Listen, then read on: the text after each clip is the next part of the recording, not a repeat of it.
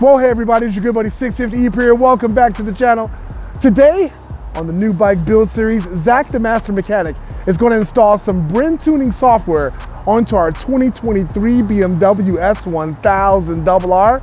This is leading up to us offering that motorcycle to one of you outstanding people for viewing the video. Information on how you can possibly win the machine is always the first link in the description. If you're new to the channel, hit the subscribe button. And for returning subscribers, tap that bell and you'll get notified when new content is uploaded. So we're back with the new bike build bike. Yes. And we got some cool Brentuning stuff today. So I was just getting, we got to get the fuel tank off. We got velocity stacks for the airbox. We can take a look at it because it has this, it's supposed to have the same airbox as the M. Okay. And we'll try to take a look down the throttle bodies because it's supposed to have the same cylinder head as the M too. So we'll see if we can see the porting that looks like it or not. Okay. And I got the flapper removal kit, so we'll take the intake air flapper off and we'll move our intake air temp sensor up to the front of the nose and check out the cool new packaging for a Brentuning handheld. I like their logos and stuff. Yeah, we got the logo. Nice. It's got a little magnet on the side here. Look at that. Open up. You They're sparing no expense, my good sticker. friends. Yeah. And then all your cables are in underneath. Wow. So we'll show how to get the file on this. I already read the stock file and sent it off to him, so he sent me the file back. We've shown how to do that, a bunch of videos on it. But we'll show putting the file on here. Okay. And we actually have two files, so I'll show you what it looks like when you wind up with two files on your handheld, because some people may wind up with that and not know what it's gonna look like. All right, so we got our fuel tank off, and now you can see our air box, ECU, a couple hoses. Let's get the ECU out of the way so we can get our air filter out. Got these awesome new pliers from the Snap-on guy. Oh. I don't know what they are. There's a number on there. Okay. But they actually have a little groove in it that's made for like pulling connectors apart, and they work really great. So you just get on either side of your connector and you can pinch and grab, and it doesn't slip at all. Yeah. Because they fit right in the grooves. Let's see if I can focus on the number. They go all the way to... Yeah. Let's see if it'll... There it is. Yep. Got it. Check them out. I think they're like $50. Awesome. I've been using them non-stop since I got it. Got to switch to a T20 for all the little plastic screws that hold all your wiring in place. It is really nice how they route all this wiring. Can't forget the plug for the motor for the intake that goes up and down, and our intake air temp sensor too. And that gives us access to get the screws out of the top injector rail.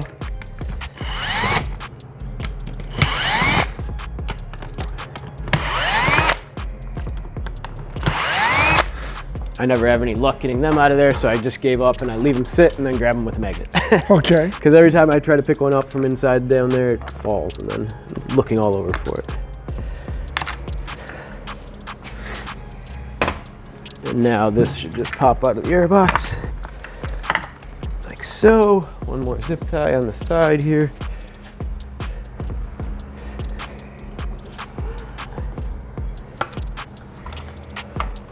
And everything just kind of rests out of the way then.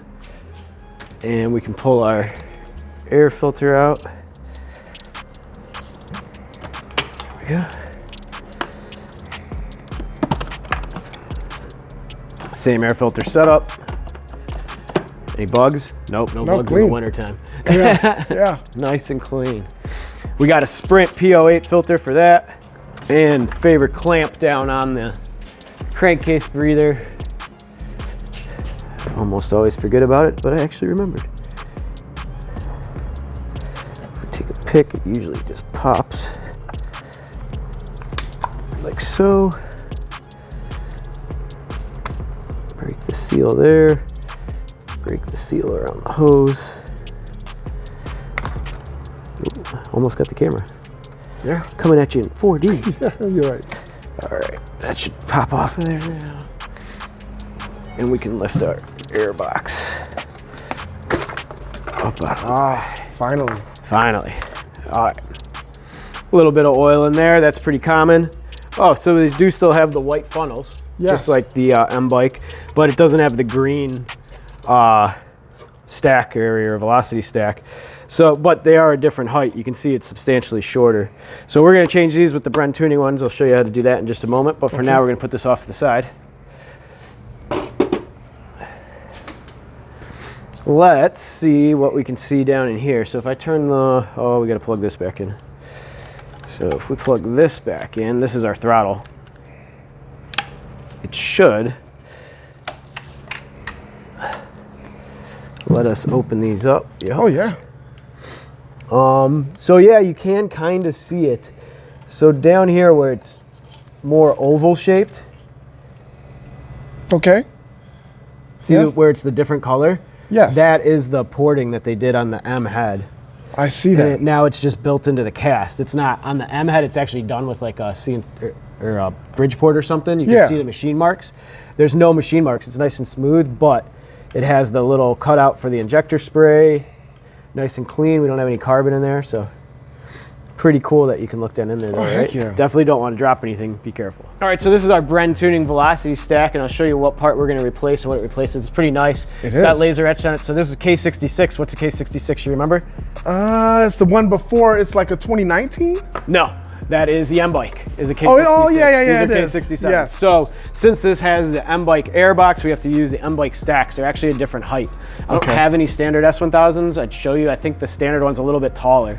Okay. So that just, it's where this mates up, where our funnel mates up, because the funnel's a different length. Yes. On this airbox as compared to the stock airbox. Gotcha. So if you were to mix them up, it wouldn't be the end of the world, but you're not going to get your full performance gains. So this rubber one just pops out. You can see just a little bit shorter. Yep. Definitely, I mean, you get a different shape up here with the aluminum. So then to install this, we just take a screwdriver. It has this metal clip, which is definitely sharp. Peel it off. And we go from the inside. Now there does seem to be a bunch of variants on these air boxes, whether or not this is tight or loose, so that actually fits really nice. Yes. And our ring is right where we want it. On the standard ones, I don't know if he's seen it on the K66, he said there's so much variance, there's an O-ring in the kit now. And if you need to, you can leave the O-ring on because it takes up some space. There we go. Once you get it going around, you'll hear it snap in position, and that's what we want. And you can still spin it, that's fine, but we don't have any real play up and down. And you can see now where our intake funnel is going to meet up with our velocity stack. And if we look at the installed height, you can see it against the stock one there, the difference. Yes. And then so with his AFR targets, that's your air fuel ratio targets, and that stack setup, it's supposed to be good for I think 5 horsepower or 10 horsepower. Wow. So pretty worthwhile. These are up on the website. They do seem to sell out fast. So you just have to pay attention if you want to set. Okay. And if that's all we were doing, I mean, I would just pop these 4 out, then we could put our airbox back on, put our air filter on, put the body panels back on, you'd be done. But since we're going to do the other stuff, we have a little bit more work to do. All right, so I got all 4 of the stacks installed. I mean, it looks really cool, especially since it's a red bike, right? Too bad no one will ever really see it. While we got the airbox here, I can pop the intake air sensor out. So this is just going to be a spin to the left there. And then they always fight a little bit, but that's all it takes. And then it comes out of there like so. And in our kit with the longer wiring, we also get a plug for the air box. So I'm going to go ahead and install that. The reason we moved the intake air temp sensor up to the nose, if you haven't heard before, is that sitting right here, it gets kind of heat soaked because a lot of the heat from the engine comes up. So it winds up reading hotter intake air temps than it really is. So when we put it up in the nose, it's actually reading the air temp, and that keeps your power longer. It doesn't give you more power, but say you have a true 204 horsepower at the wheel, it's 90 degrees out. With that intake air temp sensor here, it's going to get to like 180 degrees intake air, and it's going to start detuning it. So you might wind up at 195 horsepower or something, where if we keep it up in the nose, it keeps producing that 200 horsepower for a longer time. So here's the intake flappers. You can see they're closed right now. So the only way that air can get in is on those 2 small little side ports. So we're gonna take them out so air can always just come straight through. It's been a while since we looked at these. You can see they're actually 2 separate throttle bodies, which is pretty cool. I'd imagine the race teams can take use of this. So they could kind of have like, so say you go full throttle, you could have cylinder 1 and 2 at full throttle and maybe 3 and 4 at 75%. So that it's almost like a traction control. And then once the bike gets to a certain lean angle, it'll go full throttle again. So that's something neat that you can do when the throttle bodies are split. And then we have these 2 little ports up here, if you look. the little butterfly valve there. This is what controls your engine braking. So how you have that engine braking setting on your dash, when you add more engine braking, this flap would stay closed. If you want less engine braking, it would open up and let extra air go in so you don't have that engine brake effect. So I got those 2 screws out. This just pops into the runner.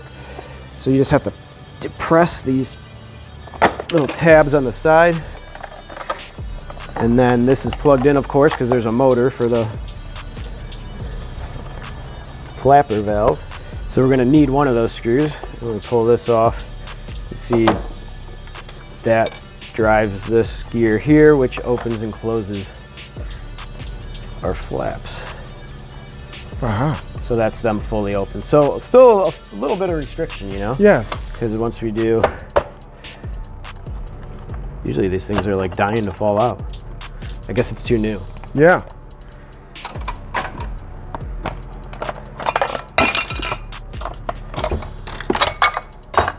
Now we got that. Okay.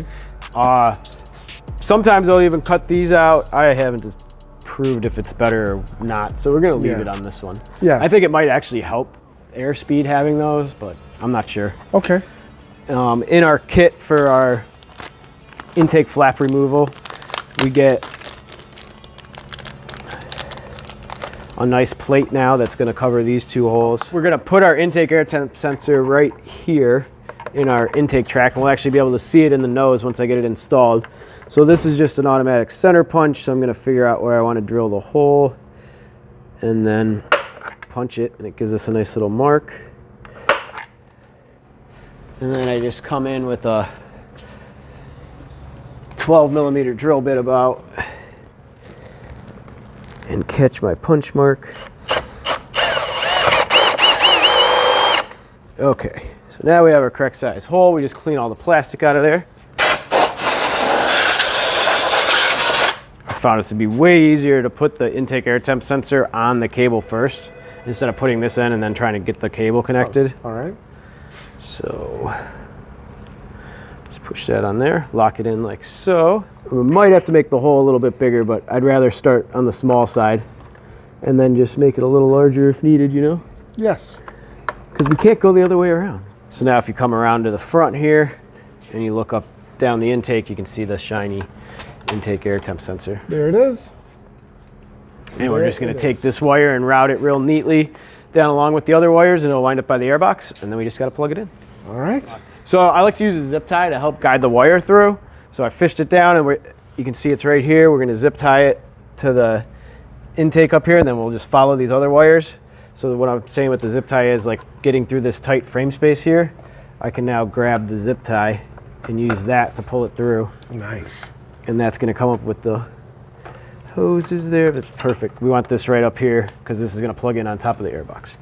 So then when you're done, just pull your zip tie and tape off and good to go. All right, so we got the bike back together, and now we can just get the file onto our handheld, and then we'll get it onto the motorcycle. Now I can plug the flasher tool into just a USB port, plug it in. So when you first get it, like I said, you can go in the back and watching videos. You have to run an update. It then sets up your machine. Yeah. I've already done all that, so what I'm gonna do is, as soon as it comes live here, we're gonna go upload to My Genius because we're gonna put a file onto it. So we're actually gonna do both. You can do more than one file at a time too, which is cool. Very cool. So it's gonna verify it and say, oh yeah, that's a good file. We can put that on there. And then we can add one more. Procedure completed successfully. So I guess if you do 2 files, it may take a bit. Yeah. So then we can just click close. It's not picky about you telling it that you're unplugging it. Hook up our transfer cable.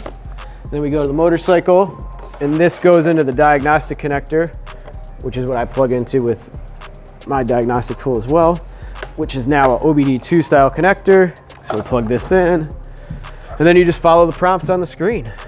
So basically it's gonna come up, we wanna do work, and we wanna do ready.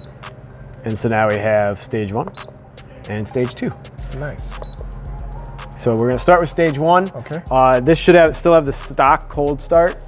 So before you write this even, let's see what it sounds like when we start it. stock here. It's way better than the previous gen bikes. Yeah. But.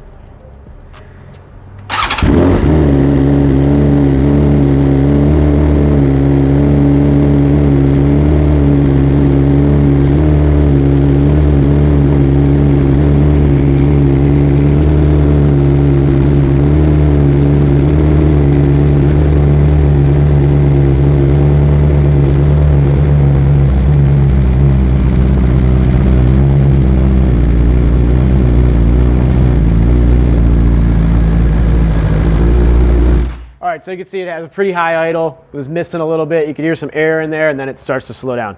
So let's put our stage 1 file on and see what happens. So I'm just gonna push OK. It's gonna say connect to battery charger, which means it's gonna have us turn the key on next. You don't have to wait any certain amount of time with the BMW, just turn the key on and hit OK. All right. It's gonna say to make sure that we identified the protocol, which we already did. And even if you didn't, it's gonna do it again right now. So now it tells us to switch it off. Let's turn it on. Now it's going to actually write the file. There we go. And we shall see how long it takes. I haven't done a 23 yet, so. I haven't done it with a handheld tool. I've done it with mine. Usually it's not very long. It's about 5 minutes. So it wrote the file, so we should have the stage 1 file on here now. It tells us to shut it off. It's going to check. It's going to tell us to turn back on. It's going to check the log of what it's did and make sure it's all happy. No fault code, so that's a good thing. Yep. Or no, like check engine light, because we definitely unplugged a bunch of stuff and it had the check engine light on before. Yes.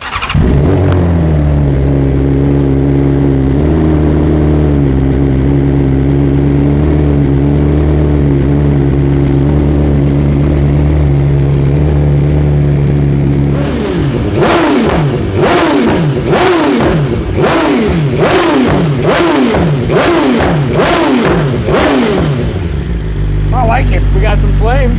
Yeah.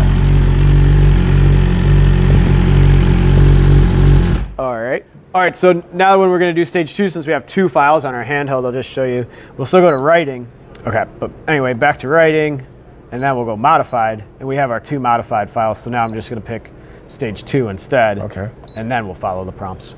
All right, so we have stage 2 applied to the motorcycle. Let's see what we got here. Hopefully no warnings on the dash or anything. Now the bike is not cold. That's the only bummer. Yeah. But it's still, even if it's called a cold start issue, but the bike will do it when it's warm. It would go to a high idle, and then we'd hear that popping. Hopefully it just starts now and has a nice idle at about 1800 RPM. Let's see what we get. Yep. Yeah, you can instantly tell there is a difference. Yeah, definitely.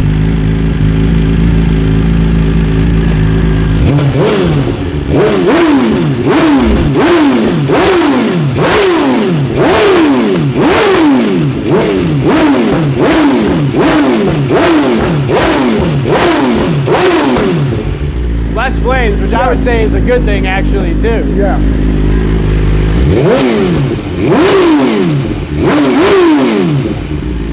Yep. Throttle response seems dead on. I mean, that's road mode. It's definitely 1-to-1 wherever I move the throttle.